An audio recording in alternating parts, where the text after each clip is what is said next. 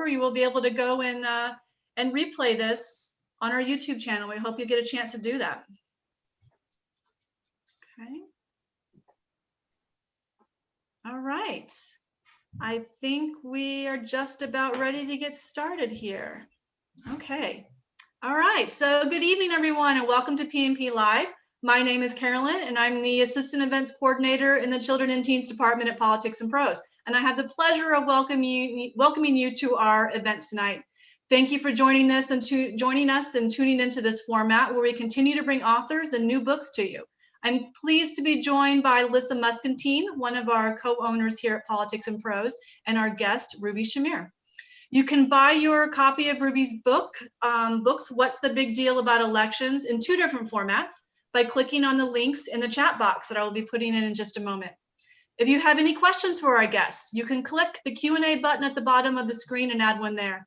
At the end of the chat, they will have time to answer some of your questions. You can also vote on questions that you like and want most answered by clicking on the thumbs up icon. We do ask that questions are related to the book, author, or topics brought up during the event. As always, thank you for your kindness and positive engagement while joining us this evening. And now I am going to turn things over to our host, Lissa Muscatine. Thank you very much. Thanks so much, Carolyn. Thank you for shepherding us through this evening and for all you do in our amazing Children's and Teen Department. We are so grateful to have so many incredible booksellers like you working on behalf of the store, but also in service of so many kids who love to read. So thank you, thank you, thank you. And let me just say welcome to all of you. I'm so glad you can be here with us because it is such a special pleasure for me personally to be here with my former colleague and very dear friend, Ruby Shamir, for a discussion that I think is on the minds of millions of parents and teachers across America. How do we talk to kids about politics in 2020? I don't need to tell you, we're now 6 days away from a presidential election that already is setting records for voter turnout and demonstrating a level of emotion and engagement rare in American politics. And of course, this comes after 4 years of presidential rhetoric that is equally rare in our history, bullying language, name calling, and the demeaning of whole classes of Americans, not to mention shameless mendacity, more expected on a middle school playground than in the Oval Office. So where does this toxic political climate leave America's kids? Well, fortunately, we have the wonderful and supremely talented Ruby Shamir to help us sort this out. Now, I first met Ruby when, Ruby, I think you were a college sophomore. You were an intern in the Clinton White House. I think you were a college sophomore. I was a speechwriter at the time. You were there for, I think, a semester, and then you went back to college. And after graduating from Bates College, Ruby came back to the White House to work on domestic policy for First Lady Hillary Clinton. Later, she ran Senator Clinton's New York office. She worked on more public policy. She was a book collaborator and researcher. And along the way, she earned an MBA and had 3 extraordinarily beautiful children. Today, Ruby's an award-winning author of 4 children's books. She has 2 more on the way. We might get her to talk a little bit about that and give us a preview. She's also widely respected in the publishing world, and I say this not as her friend, but as a bookseller and bookstore owner, for her superb adaptations of adult books for younger audiences, having worked on children's titles by Hillary Clinton, Senator, and possibly soon to be Vice President Kamala Harris. Doesn't that sound good? Supreme Court Justice Sonia Sotomayor, and soccer star Abby Wambach, among others. Our conversation tonight will revolve around one of Ruby's own books. As Carolyn said, it's called What's the Big Deal About Elections? It's out now in paperback, and it's perfect for elementary school kids. I'll let Ruby tell us more about why she wrote it. You should know that it's part of a series that I think should be in every school library and on all of your bookshelves. And those titles in the series include What's the Big Deal About First Ladies? What's the Big Deal About Freedom? And What's the Big Deal About Americans? Readers of the New York Times may have noticed a review a few days ago that called What's the Big Deal About Elections? And I quote, obligatory reading for future informed citizens. Ruby's book also is on the Garden State Book Award 2021 list. So before I make Ruby blush any more than I am sure she is already blushing because she is an exceedingly modest person, I will turn the floor over to her. Ruby, it is so good to have you with us tonight. What a treat for all of us. Thank you for all you do as a children's author and just as a good wonderful, amazing American citizen and a good person. So the floor is yours. Thank you so much, Lissa. I'm thrilled and so grateful to be here with the Politics and Prose community, and especially to be here with you. So grateful for you to host me, but also so grateful for our many, many years of friendship and all of the guidance and mentorship and just sheer brilliance you have shared with me over the years. I'm so grateful for that. Yes, I would. Everybody. Well, you continue to be my guiding star. So thank you for this. And thank you for all those years of wonderfulness. I am indeed here to talk about my book, What's a Big Deal About Elections? And specifically to talk about talking to kids about elections. As you mentioned in your introduction, it is a really hard time to think about how to talk to kids about elections because our politics are so polarized and so vitriolic.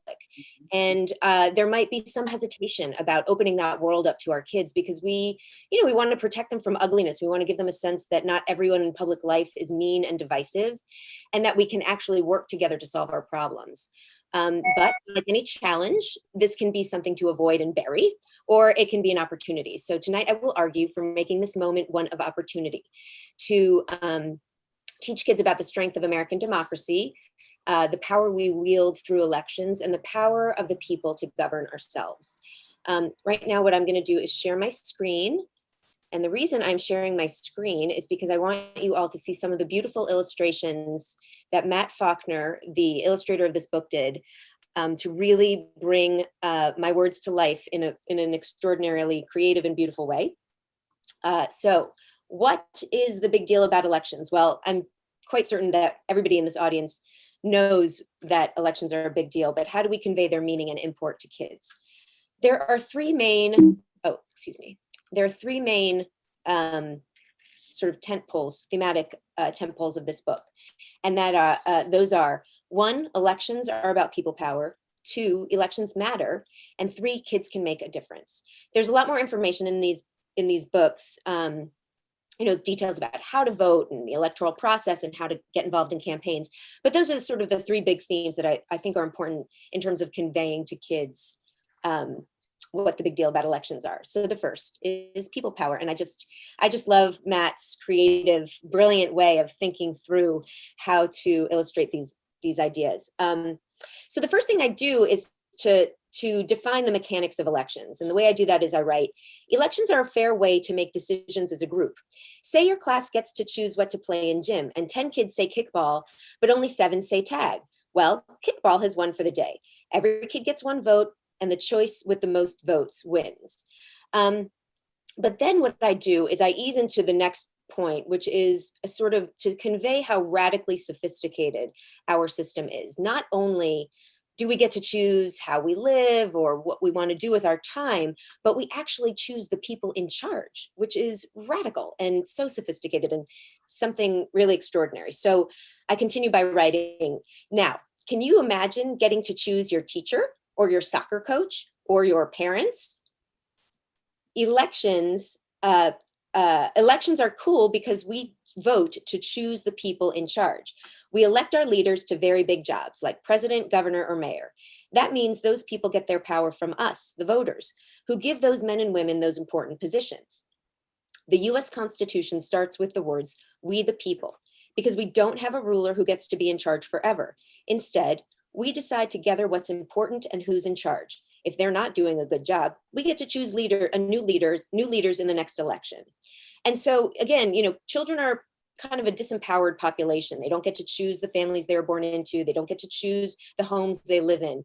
And I think this is a way of conveying that the awesome power they will have when they become voters, and that it's a very big deal. The next point, elections matter. So once we have used our power to vote, what do we do with it? And here I write about the enterprise of government as a way to build and support the communities that reflect our priorities and our values. To answer the question of what is government, I wrote, for one thing, government is a way to organize, plan, and build things that are too big for one person or one family to do alone, especially things that we share, like roads. We all need roads to get to school or to the store or to the playground. But how do we decide where the road should go? Who will hire and pay the workers to pave the road? What about lighting the road so people can use it at night? Who will make sure that everyone drives safely on the road? Because we all share the road, we all should have a say in answering those questions. And we do. Through the people we elect, we get to decide what our government does. And I go on to write about government workers, public servants, because they're people that children interact with every day. They're the helpers in their lives, and they're certainly touched by elections. And so I write, we live in a very big country. There are lots of things that happen every day that we don't even think about because the country seems to run on its own, but it doesn't. Government workers include some of the most helpful people in our neighborhoods, like firefighters, police officers, and teachers. And elected officials in our government make decisions that touch our lives every day, not just in how to build roads, schools, and parks, but also how to pay the doctors and nurses who take care of us when we're sick, how to make sure our water is clean enough to drink, how to keep our medicine and food safe. They make those decisions based on what we, the voters, think is important. Choosing who serves in government is a very big deal. And then the final point, or the final thematic point, is that kids can make a difference. Throughout American history, activists and agitators have fought to widen the circle of enfranchisement and of opportunity to engage in civic life and vote. And kids have been a part of that activism. And so I wrote, even though kids like you can't vote yet, your voices still count. You can join with your friends and neighbors to stand up for what you believe in. When African Americans were denied the chance to participate in elections, children protested for the rights of their parents and grandparents. In so doing, they were marching for their own futures too. We make change on election day with our votes, but we can make a difference every day through our actions. And this is really important because while elections are a big deal, it's really important to be engaged year round, to pay attention to what our leaders are doing with the power we bestow on them, and to make sure that their work reflects our values and priorities. And so the final point I want to make, and the way that I end the book, is to talk about what happens after elections, and that is the peaceful transfer of power. And so I write, when candidates lose elections, they usually go home to their families and go on with their lives, though sometimes they choose to run for office again in the future. The winners, though, get to serve their term or terms in government. When that term is up, or they lose an election, an elected official willingly leaves office and hands his or her position over to the next person elected to fill that role. This is called the peaceful transfer of power, and strange as it sounds, it's a really big deal. Election losers and elected officials whose terms have ended don't start wars to take over the government, and they don't stay put and refuse to leave. They listen to the choice the voters made and move on, leaving the office to the next guy or gal who has been chosen by the will of the people. The peaceful transfer of power shows that the real power isn't in the office or in the elected official, but in us, the voters. And that's why it's important to vote on election day, and also to stay active all year long, paying attention to what our leaders do and say, because in the end, we are in charge. And so with that, I'm gonna stop the share and get back to our conversation. So Ruby, this is one of these 4 books, What's the Big Deal About, in your series. And I think What's the Big Deal About First Ladies was the first one, if I'm not mistaken. How did you decide these 4 particular topics? What was it that motivated you to pick these 4 things out? And what was your goal? I mean, clearly you want kids to feel engaged in the electoral process and in politics and government with this book, but you had a sort of a larger plan here, I think, didn't you? Yeah, I mean, I wanted to, I'm very obsessed with civics and with public service in general. I wanted to find a way to make it fun and interesting for kids to engage in the process. And so in terms of like the way I frame these books, one of the things that's really important to me is that every chapter, or in the case of the picture book, every spread starts with a question. And the whole book is a back and forth, is a Q&A. And the idea is that it's supposed to be a conversation of, if not quite equals, showing kids that their ideas or their potential questions ought to be heeded, ought to be paid attention to. And so that was part of the goal. When I started with First Ladies, I was really interested in sort of talking substantively about the role that first ladies have played over time. As we both know, having worked in the first lady's office for a very substantive, very policy oriented first lady, that story wasn't always getting across, especially to kids. I mean, it was maybe starting in the adult world, but sort of any conversation, if there was any conversation about first ladies for children, it was, parties and dresses. And I wanted to even talk about the meaning of parties and dresses, why they might have even had symbolic importance. So that was that book. But in all of these books, in Freedom, in Elections, in What's the Big Deal About Americans, I wanted to, sort of engage in a conversation with kids about these topics and sort of structure them in a way that it was a conversation with kids and a way for them to sort of be hooked into these ideas. I should tell the audience that I mentioned that you have 3 amazing kids. And you also have a husband who is an educator and Yes. who's been, deeply committed to public education. He is now a deputy superintendent in the New York City schools, working with some marginalized populations and sort of alternative schools and that sort of thing. So you guys must spend a lot of time thinking about how you communicate these things to kids. And I'm wondering, did you test a lot of what's in these books, especially this most recent, not most recent, but the elections book, on your own kids? I tested it on them. I mean, my kids tend to be more interested in cats and magic and, God knows what else, but I did test it. And that was some of the most fun. I tested on them. I tested on their friends.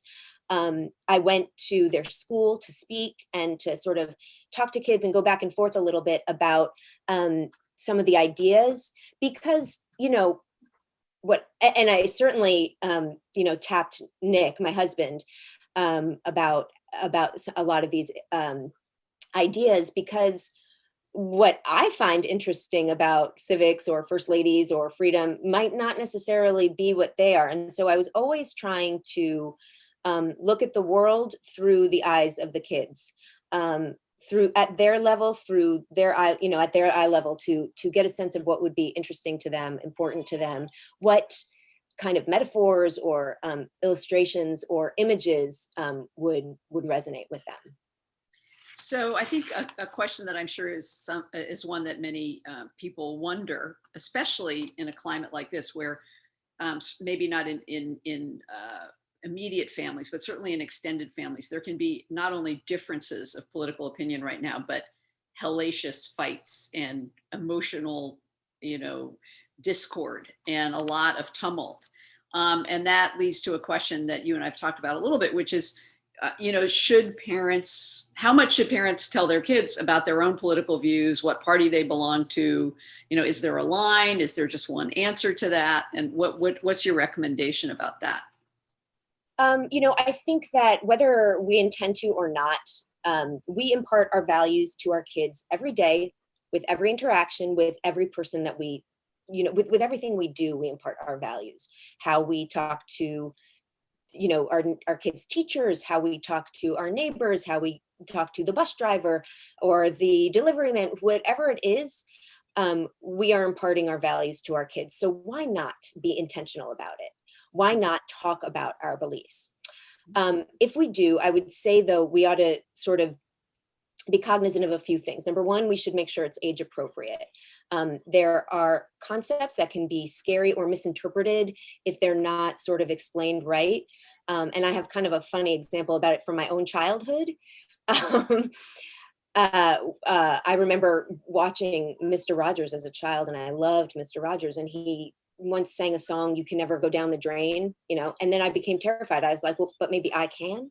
And so we have to be careful about the ideas that we put in their heads and the ways that we're talking about them, so that they're age appropriate. If people are looking for sources of information on current events, there are sort of kid-oriented of information that sort of do this kind of work in in age appropriate ways. But then there's one other thing that I think is really important. And whenever we present our beliefs sort of in a proactive, intentional way to our kids, I think we need to make very clear that we are open not only for questions, but also for our beliefs to be challenged, and that we ask them what they think about what we're telling them, how they feel, or how the issues that they might have stumbled across or that we've talked about, whether, it's something that popped up on the news. I mean, I have, the news radio playing all the time in the background. And so, things come up that I'm certain they've heard that they, are piecing together. And so I always, think it's important to ask them how they feel about it, ask them what they think about it.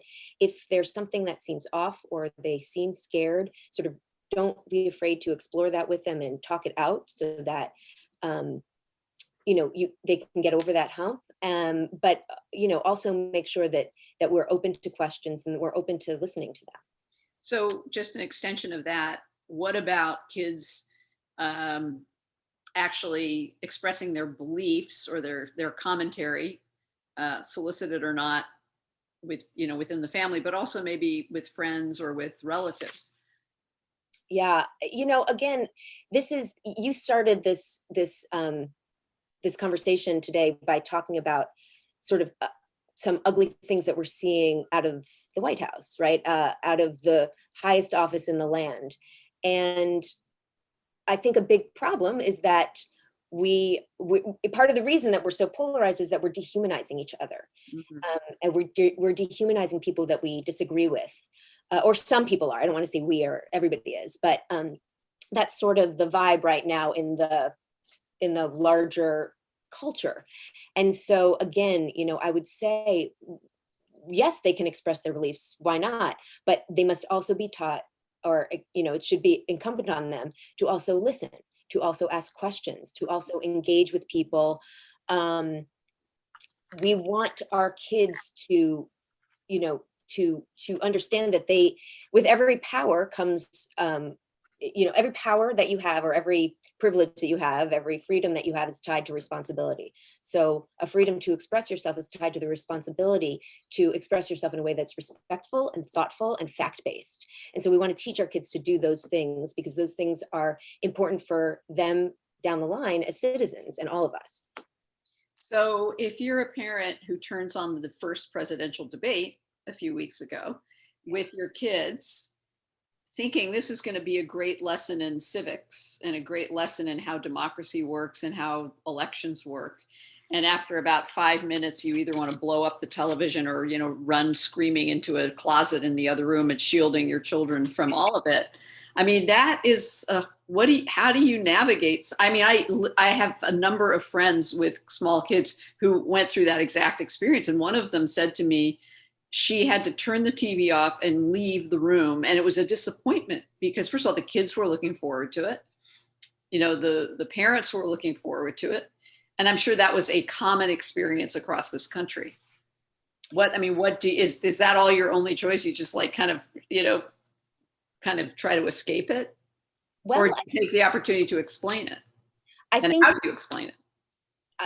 So like any, I think the first thing to do is to model for kids how we deal with disappointment, right? And so they're going to face uncomfortable situations in their lives. They're going to face things that make them unhappy.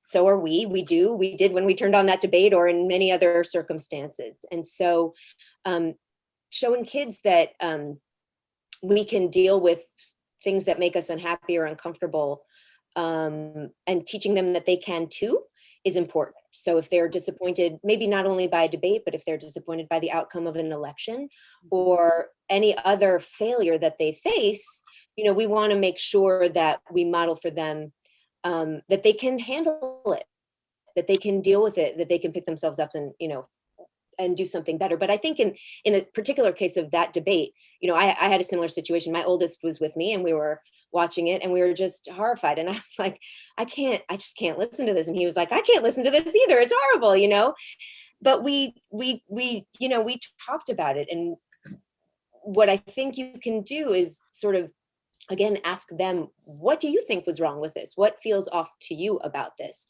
What do you take away from this that you don't want to see in your life? You know, if this is making you uncomfortable, if this is making you unhappy, why? And I think that, you know, again, we want our kids to be resilient. We are not going to try, we can't shield them from everything. We shouldn't try to shield them from everything. And so when we're confronted with something so ugly, you know, we can teach them to muddle through it and get to the other side. I mean, I think I know the answer to the next one, which is, you know, what do you say to kids when they see protests and, you know, vocal protests against elected officials, which they've seen a lot of in the last 6 or 7 months? I say, you know, go for it. Protests are, you know, they are a part of our, you know, First Amendment rights, the freedom of assembly, the freedom to petition the government for redress of grievances. I also think it could be a fun opportunity to talk about what it takes to organize a protest. You know, all the different jobs that you got to do to, you know, you have to publicize it, you have to make signs, you have to organize, you have to reach out to your friends and neighbors. You know, there are lots of different roles to play for different kids, depending on their interests and their inclinations. I worked with Kamala Harris on her memoir, on adapting her memoir for kids, and she tells a story that I love, one of my favorite stories in the book, and that is when she was a kid, she and her sister Maya held a demonstration in front of their building, protesting the fact that kids weren't allowed to play soccer on the lawn, and they won. You know, they got the rule of the building, you know, the homeowners association or whatever it was, to overturn the rule, and all the kids were allowed to play soccer on the lawn. And so again, in age appropriate ways, we can teach our kids that these are their rights. And again, always with rights come responsibilities. And we always want to talk about those responsibilities too, so that they understand when they're ready to take on whatever responsibility is age appropriate for them, that they do it while also taking responsibility. If you're old enough to make your own snack, fantastic. You have to choose something that's healthy too. Or if you're old enough to pick your own outfits, great. Make sure you put your dirty clothes in the hamper and your clean clothes in the drawer. You know, there are ways to always tie rights and responsibilities. And I think this is one of them. And this is a way of sort of talking about the larger sense, you know, the freedoms that we all share and value as Americans. I thought you might be telling that story that Kamala Harris tells, at least in her adult book. I don't know if it got into the kids' book, about being on going to a protest in Berkeley with her parents who were students at UC Berkeley, and she's in the stroller and they're pushing her along and she somehow falls out and the parents don't notice for like several blocks and little baby Kamala is missing. But anyway, she tells that story with a lot of gusto. So it's true. But the other thing that's also great about all those stories that she tells about those marches is that those protests shaped who she was. very much, yeah. They shaped who she became. They shaped her sense of justice and freedom and rights and opportunities. And, you know, we don't need to shield kids from these things. I think quite the opposite. We need to bring them in. No, exactly. You know, there are a couple audience questions, and one of them I have actually on my phone. Let me just get it for a sec, but it ties to this idea. I think a lot of people want to know, you know, okay, kids can't vote. Like you said, they're disempowered, but they have ways of, you know, exercising and asserting their voices in other ways. Yeah. And one question that's actually from a friend of mine is, how should we talk to our kids about why voting is important and what they can do to feel like they are part of the election process, even if they're too young to vote? And you talked about how kids can become involved in other things, but can you elaborate on that at all? Yeah. Yeah, go ahead. And I was just going to say, we have some amazing examples of kids as activists, right? Like the Parkland shooting kids, you know, Emma Gonzalez and all those kids, and Greta Thunberg, and these teenagers who were taking the world by storm, literally. Yeah, and I think even for younger kids, look, there's, again, we should be bringing our kids with us at every level that we ourselves are engaged. If we are making calls to voters, we should have them sit with us and make calls with us so that they sort of see what that is. If and when this pandemic ever ends and we can go door knocking, you know, we can consider bringing them along.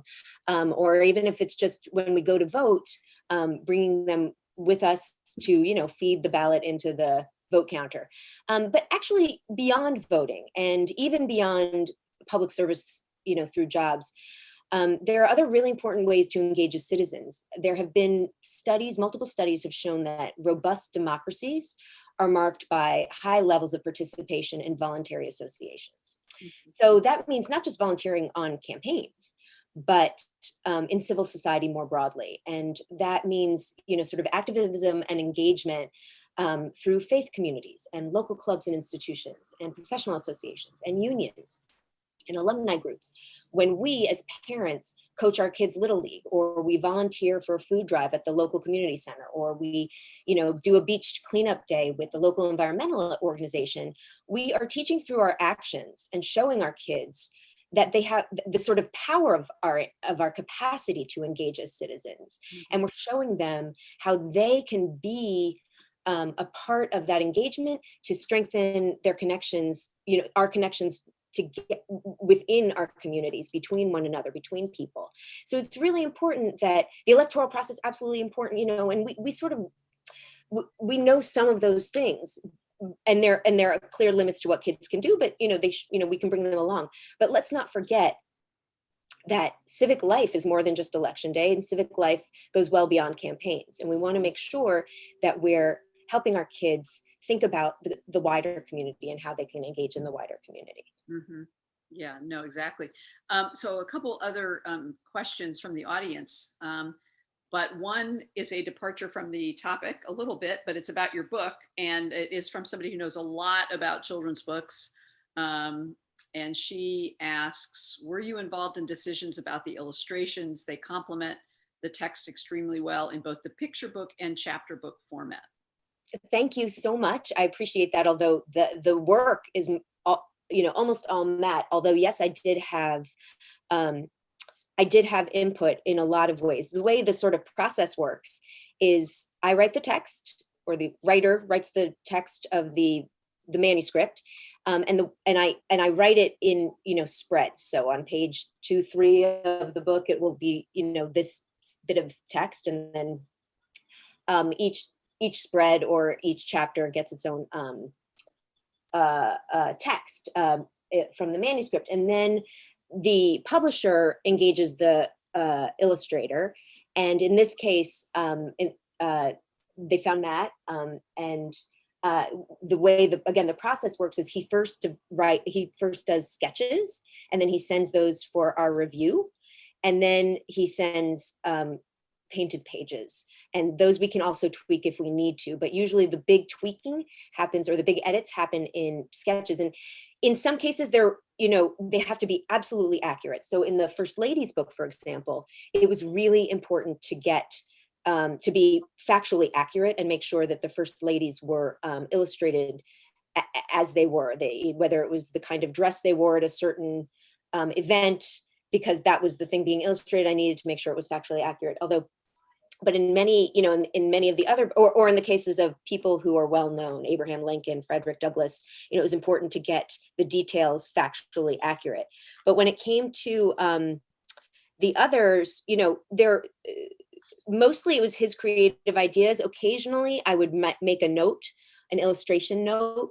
I think it would be great if we could illustrate this way, or if we could show somebody doing something so that it looks like this kind of thing. But by and large, especially in the later books, we kind of had, even though we weren't working together to make it, we had a kind of a rapport in the work.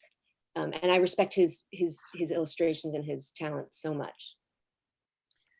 So Ruby, back to the fraught topic of politics and elections.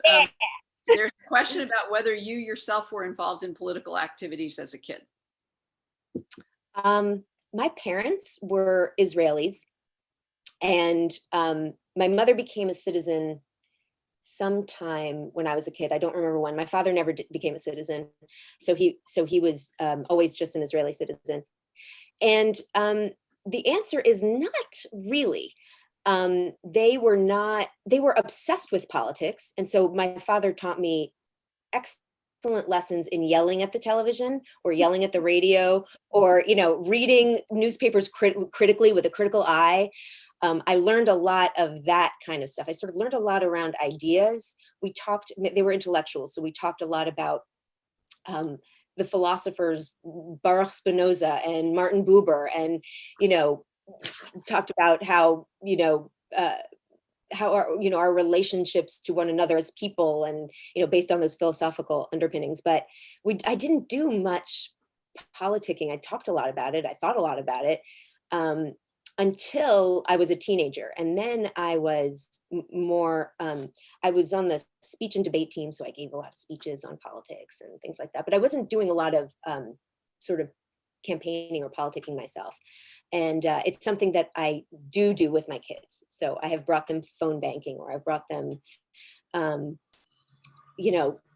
making signs or making buttons, or, sort of, to events for local elected officials in my neighborhood in the Bronx, because it's important to me, and I think it's important for them too. But you did something propelled you to apply for a White House internship. Yeah. So by then you're in, right? I mean, was that? Yeah, no, it wasn't, though. It wasn't my particular, like, I wasn't doing door knocking or anything like that as a kid. Yeah, you but weren't. it was, from the moment I was born, we were talking politics in the house about both Israeli politics and American politics. It was pretty much even though my parents were artists, and maybe they talked to each other about art, they really didn't talk to me very much about art. We talked about politics. Like, that was the sort of always the dinner table conversation, always the, my father was very left wing, but he would play Rush Limbaugh really loud in his studio so that he could yell at Rush Limbaugh. He was constantly arguing. That's hilarious. Yeah. Okay, so we have a couple really, really good and hard, well, one is not hard, one is hard, audience questions. Both from Katie G. Katie, and this is a tough one because I was going to ask something else about this too, and it's really worth a discussion. Can you talk more about the peaceful transfer of power? That seems to be more of a concern this time around. And I will say that you, in your book, you present for kids the sort of ideal, right, way this is supposed to work. I mean, it's the way it's laid out. It's what the founding fathers and others since have either envisioned and improved upon. And yet now we have somebody who is openly discussing the possibility of of breaking norms, as he has done for 4 years, and of perhaps flouting the rule of law, which he has done, in my view, at least, for the last 4 years. And we are faced with this, potential crisis of sort of tyrannical leadership imposing its will and ignoring what are the norms, namely the peaceful transfer of power.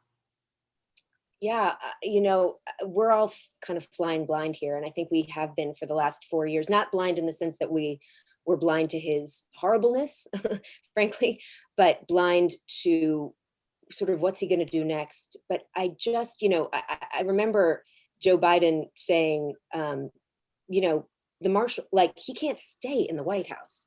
The marshals will escort him out. And I think the more that we sort of cede the debate to his field, to even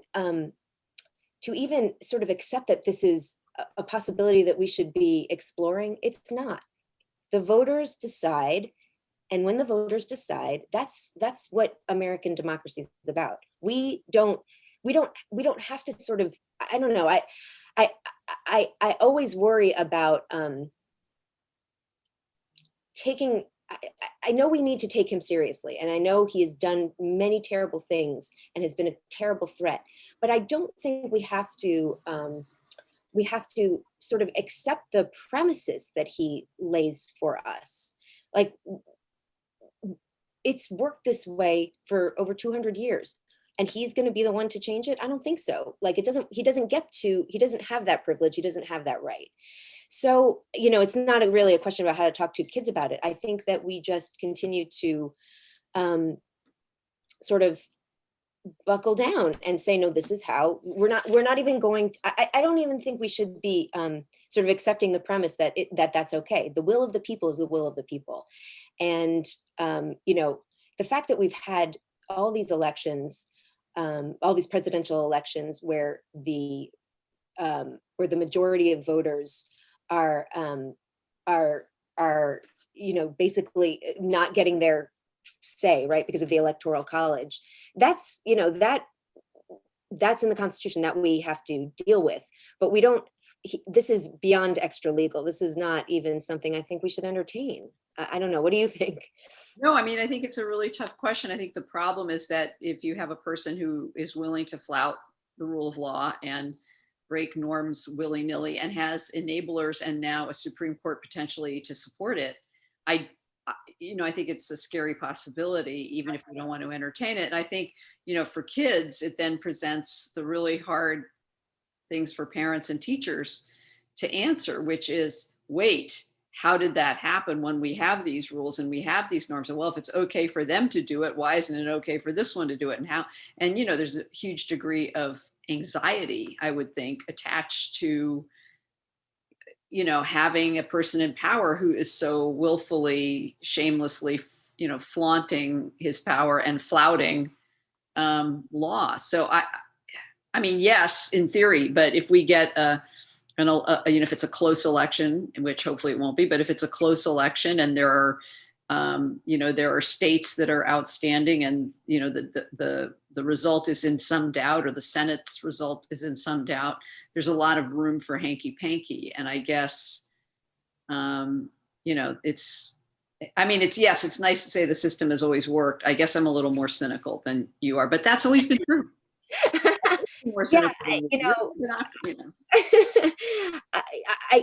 my fears are the same as yours. I share them, but I also think that if he gets crushed electorally, he will still whine. He will still pretend that it was a hoax, or it was, he was shafted or whatever. So we already know what he's gonna do. We already know what he's going to say, because he's been doing this ever since he's been on the public sphere. He's been lying. He's been always making things up, always whiny, always kind of, feeling sorry for himself. And he's going to do it. We know he's going to do it. I'm hopeful. I don't know why, but I'm hopeful that there will be enough adults who won't abide by it. But I guess we'll just have to wait and see. I think we all hope you are absolutely 100% right, and we will know in T-6 days. So I know. So here's another question, which I'm glad somebody asked. Well, do you plan to write more books in this series? But I think you can also add to that, what other books do you have coming up? Yes, I don't have any plans to write any more books in this series, but I do have a couple of books coming down the pike next year that I'm excited about. One of them is called Bunny Figures It Out, and it's about the quest for truth and facts and good sources of information. I was one of the roles I played in politics. I was a former researcher, and I learned that the most important thing back then, and you knew, I'm sure, as a reporter too, the most important thing is to have solid sources of information. And so in this book, Bunny Figures It Out, it's a picture book, and it's about this adorable bunny. Her name is Bunny. And she's on a quest to make grape jelly, because she's really hungry for a peanut butter and jelly sandwich. And she goes to all these different sources, and each one of them leads her astray. Even though they're people who are perfectly trustworthy, they're just not experts at jelly making. And so she goes from person to person until she finds the right source. And I'm not going to give away the end of the book, but she does find the right source at the end. And it was a fun, cute, sweet way of sort of trying to get this message across, how important it is, especially in an age where anything you click online can be false or fake or faked, and you won't know, how to find solid sources, how to make sure you're getting truthful information, how to make sure that you know how to distinguish between fact and fiction. That's what drove me to write that book. And then another chapter book I have coming down the pike is Chelsea Clinton wrote the books, the picture books, She Persisted. And the publisher, who's the same publisher as this Philomel, wonderful wonderful publisher and wonderful editors, Jill Santopolo and Talia Benamy. They have been working on engaging different authors to write chapter books based on each of the lives of the women in the She Persisted picture book. And so I'm writing the chapter book about Margaret Chase Smith, which was really interesting because she was a senator from Maine. She was the first woman to really to be sort of thought of as a serious potential candidate for president. She was a Republican, but she was very independent minded. She was the first, in her second year as a senator, she was basically the first voice against Joe McCarthy in the Senate. And she gave a very important, famous speech in which she decried Joseph McCarthy's bullying tactics. And so I was really excited to write about that. Also, I went to college in Maine, and she's from Maine, so I had that little connection. That was fun too. So those are some of the books that I have coming up that I'm very excited about. She's one of the women featured in Hillary and Chelsea's The Book of Gusty Women, and I know you also worked on the kids' version of that. No, I didn't work on the kids' version. I worked on fact checking it. I was a researcher on that. That's okay. She's just so multi-talented that I can't remember what she did on which book for which author. But we have time for a couple more questions. A person I think you know, Carol Beach, is asking, what about the different standards applied to Merrick Garland and Amy Coney Barrett? This isn't a good lesson for our kids. No, not much that has been happening in recent years is very good lessons, unless you sort of try to take my chipper, optimistic attitude and try to use every setback as an opportunity to, as a teachable moment. This is what's not right, and here's why. This is flouting the rules. If we're talking to talk about court packing, like Mitch McConnell court packed, right? By limiting the size of the Supreme Court. So again, I just will say this over and over again. All we can do is to, model for our kids that they and we should all just get up and keep going, that the fight is ongoing. It didn't end with the Declaration of Independence. It didn't end with the Civil Rights Act. It's not over today. It's a continuous process. Every generation must renew it, must renew America's promise, must renew commitment to our civic life.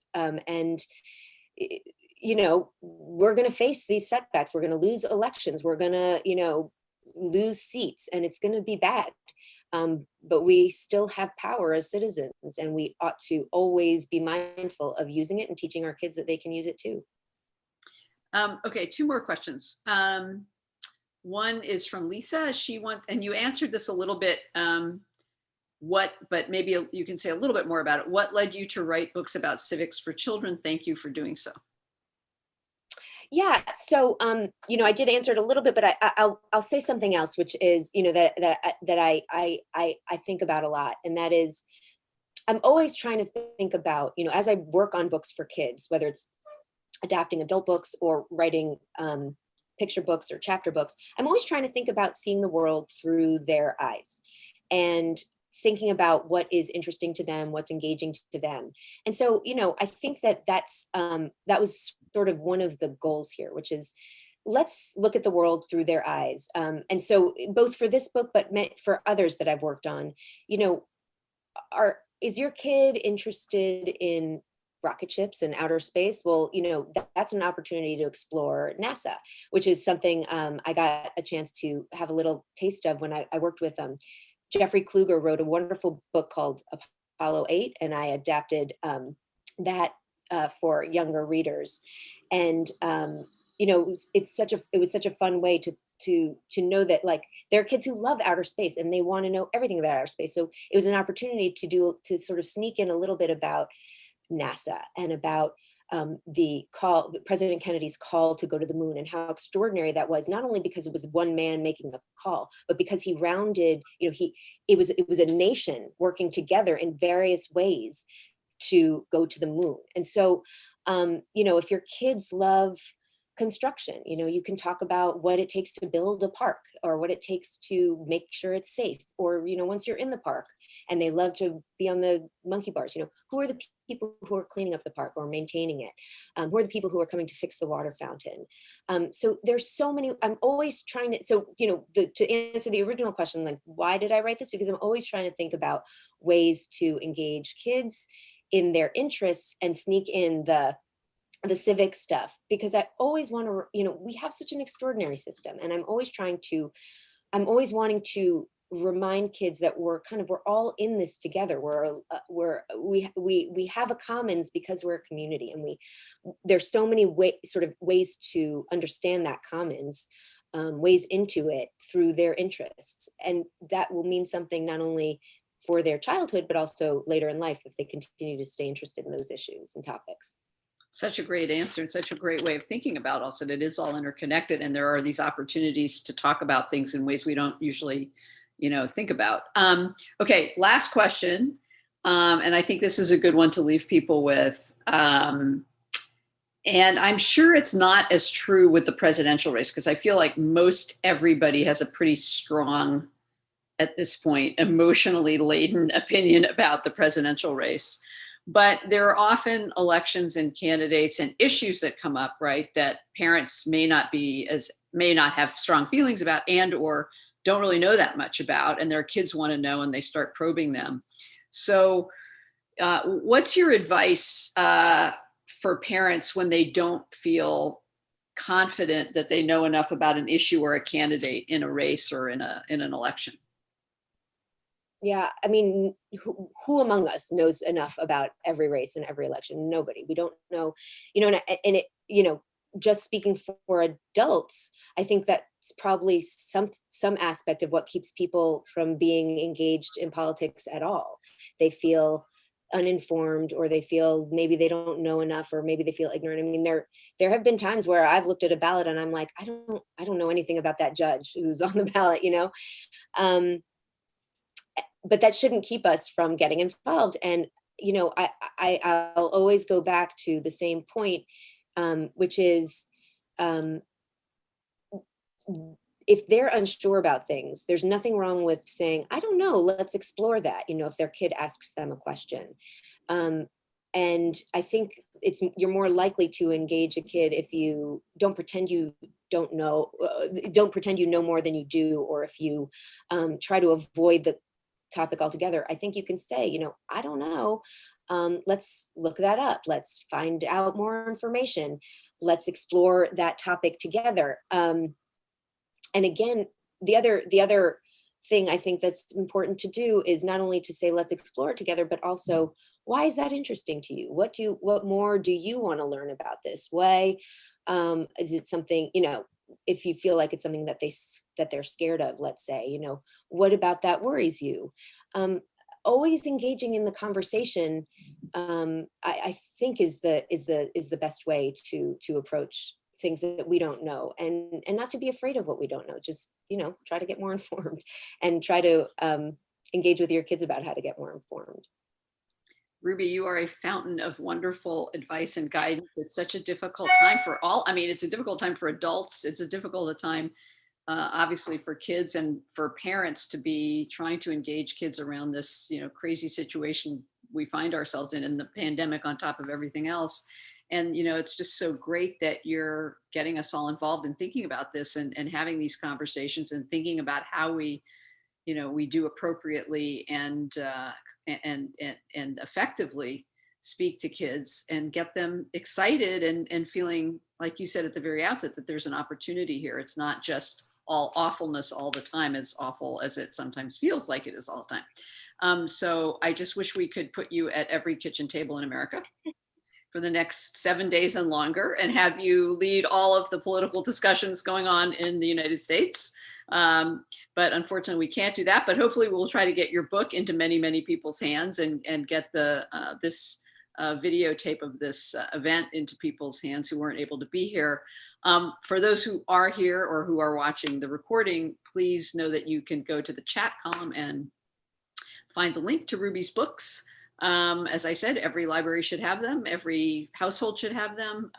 You're just such a great humanitarian. You're such a wonderful citizen and such an engaged, kind compassionate person who has extraordinary values. And I'm so glad that you're sharing them with the world. And I'm also really glad that you shared them with us tonight. And it's just such an honor and a pleasure and a treat to be with you.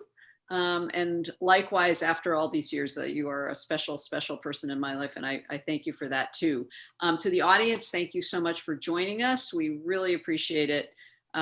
We wish you all well. We hope you will stay well and stay well read. And good night, everyone.